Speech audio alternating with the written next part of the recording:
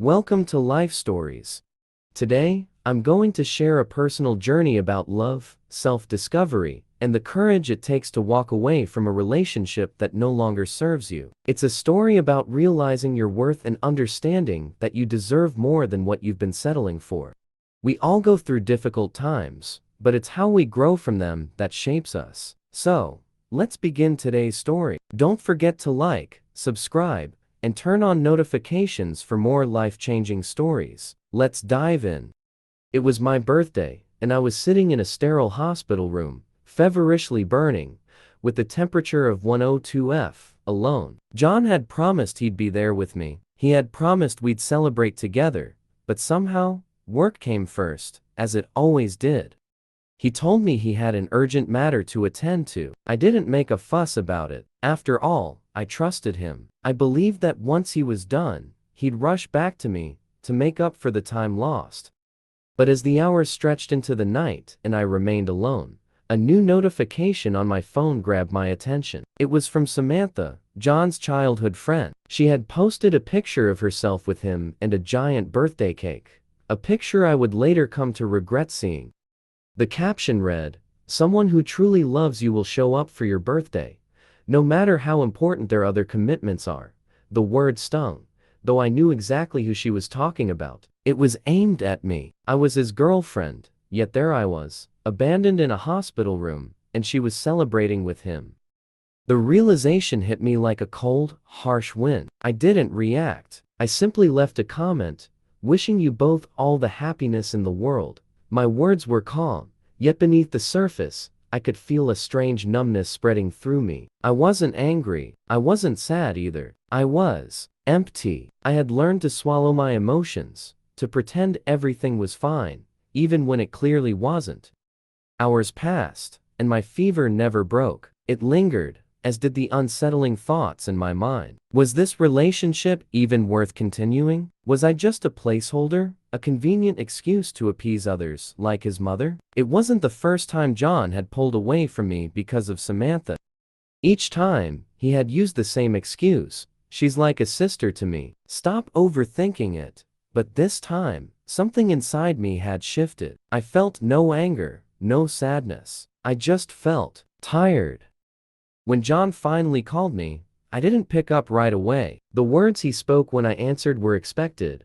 "I'm coming to pick you up from the hospital this afternoon," but I wasn't interested. "No need," I replied coolly. "I can take a cab." For the first time, I didn't need him. I didn't need his validation. I didn't need him to come back to me with a half-hearted apology.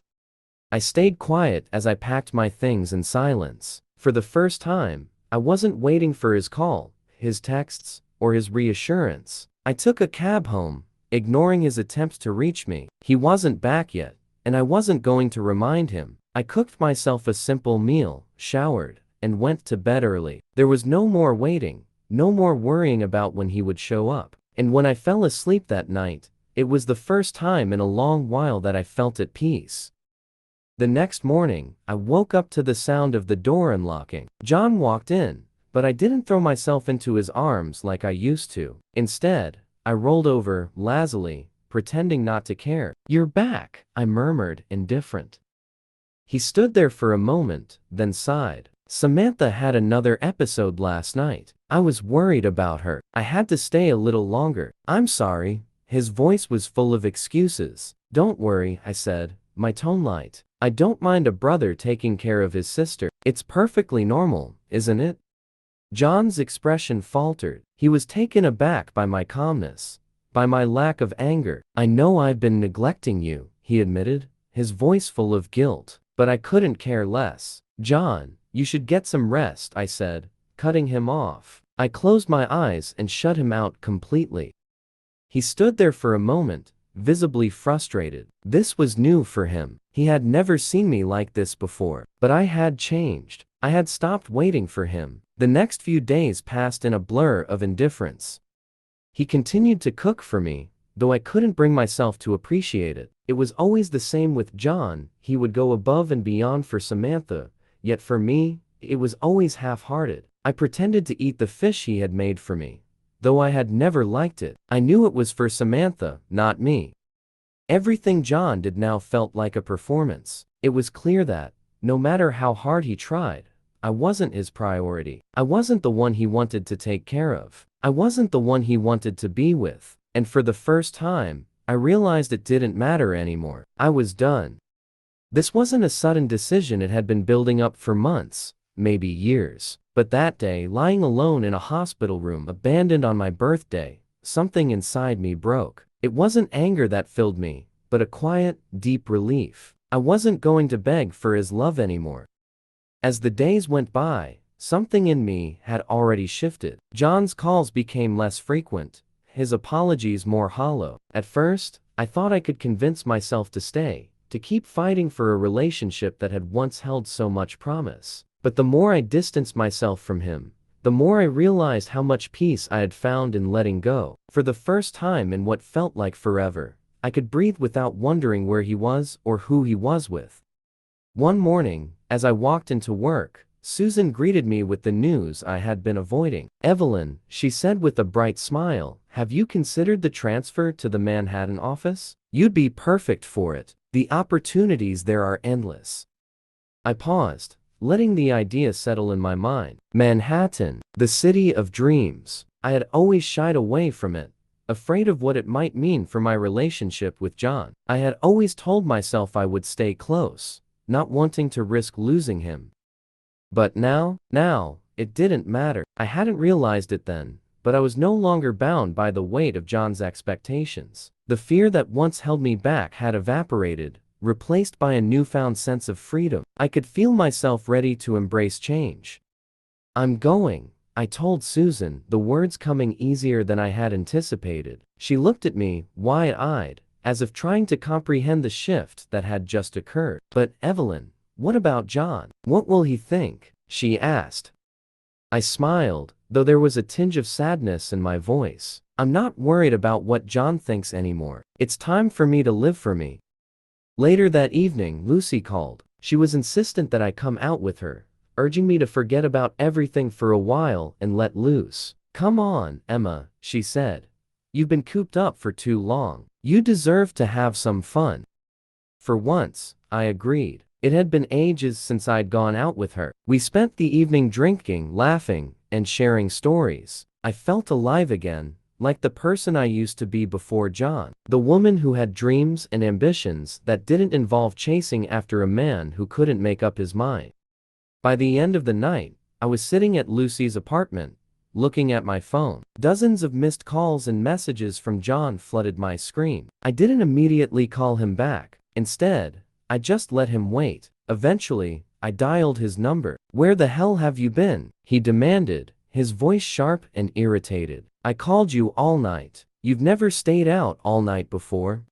I laughed softly, stretching lazily as I spoke. "I was out drinking with Lucy. Got tired, so I stayed over." John's voice grew even more tense. "What kind of attitude is that, Emma? Do you have any idea how worried I was?" He sounded like he was scolding me, but I didn't care. "Funny," replied calmly, "because I remember all the nights I stayed up waiting for you, when you'd go out drinking with Samantha, and I'd be left here, calling you over and over. Do you remember that?" There was a brief silence on the other end before he sighed. "I'm coming to pick you up," he said. "Let's go grab something to eat."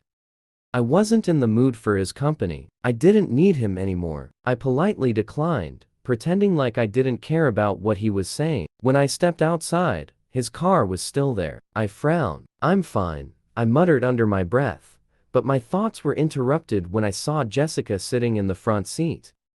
"Evelyn, I'm sitting in the front. You don't mind, right?" she said sweetly, her voice dripping with insincerity. I didn't say anything. I climbed into the back seat without a second thought, my heart unbothered by her presence. She was no longer my concern. I was done with all of it. During dinner, John kept looking at me, trying to gauge my reaction. I didn't flinch, didn't look his way. I wasn't angry, I wasn't upset. I had simply stopped caring, and in that moment, I realized something profound. The only person I needed to take care of was me.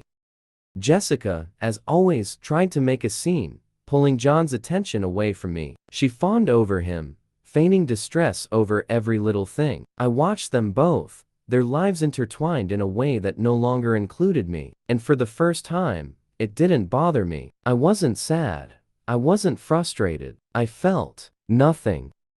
I finished my meal and excused myself, ready to go home. John tried to stop me, asking if I needed a ride, but I simply said, "I'll take a cab, thanks." I walked out, leaving him behind, and for the first time in a long while, I felt free. Days passed, and with each one, I felt myself pulling further away from John. The emotional distance between us had grown, but strangely, I found myself at peace. I wasn't upset anymore. I wasn't angry or resentful. I was simply indifferent. For the first time, I was living for myself, and I didn't need his presence to define my happiness.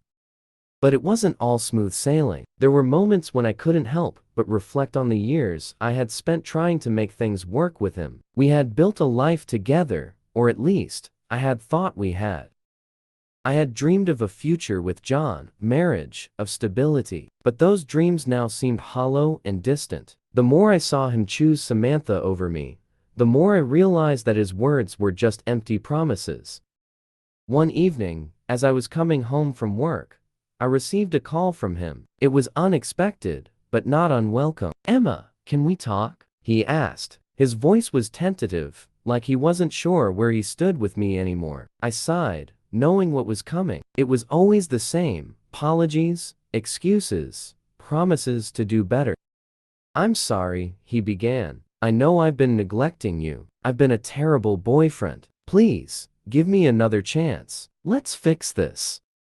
I felt the familiar pang of guilt in my chest. Part of me wanted to forgive him, to go back to the way things were. But deep down I knew that nothing would change. He had shown me who he truly cared about, and it wasn't me, it was Samantha, and no matter how many times he apologized, the damage had already been done. "I don't think I can do this anymore, John," I said softly. "I've been waiting for you to come back to me, but I realize now that I've been waiting for something that was never really there. It's not about you being with her. It's about you never really being here with me." There was silence on the other end of the line. I could almost hear the disappointment in his breath, the weight of my words settling in. He finally spoke, his voice barely above a whisper. "So, you're really done?" "I think I have to be," I replied, my heart heavy but resolute. "I can't keep waiting for you to change, for you to choose me. It's time for me to choose myself." The conversation ended quietly, with no dramatic outbursts or angry words. There was no need for them. I had already made up my mind. The love I once felt for him had slowly faded into nothingness, replaced by a sense of clarity that came with the decision to let go. The next morning, I woke up with a new sense of purpose. I wasn't going to let this breakup define me or hold me back. I had a life to live, and it didn't revolve around John. I had taken the first step towards a new chapter, and though it was terrifying, it also felt liberating. Later that afternoon, I packed up my things and left for work. I didn't look back. I didn't wait for him to call or text. I didn't need his approval, his reassurance, or his love anymore. For the first time in years, I was free to live my life on my terms. As I stepped into the office, I received a text from John. It was short and to the point. "I'm sorry. I'll always care about you." I didn't reply. I didn't need to. I had already moved on. As the days passed, I found myself embracing the freedom that came with letting go of John. It wasn't easy at first. Letting go of someone you thought you would spend forever with is never simple. But I had learned something profound during this journey. I am enough on my own. I don't need anyone to complete me. I don't need to settle for a love that isn't real or for a relationship that drains me. I deserve more than that. And as I packed my bags, preparing to move to Manhattan and start anew, I realized just how much I had changed. I had become the woman I had always dreamed of being, someone who knew her worth, who didn't let anyone define her happiness. It was liberating, and it was scary, but it was the first time in my life I truly felt free. I knew there would be challenges ahead, new relationships to build, new goals to chase, but for now, I was ready to embrace it all on my own terms. No more wait and no more settling, just me, moving forward, and finally, eating the life I deserved. If you've ever found yourself in a relationship that held you back, or made you feel less than you are, know that there's always a way out. You have the power to choose yourself, to love yourself first, and to create the life you want. Never settle for less than what you deserve. Thank you for listening to my story. If you found it inspiring, don't forget to like, subscribe, and turn on notifications for more life stories. I'll be back with another story soon. Take care.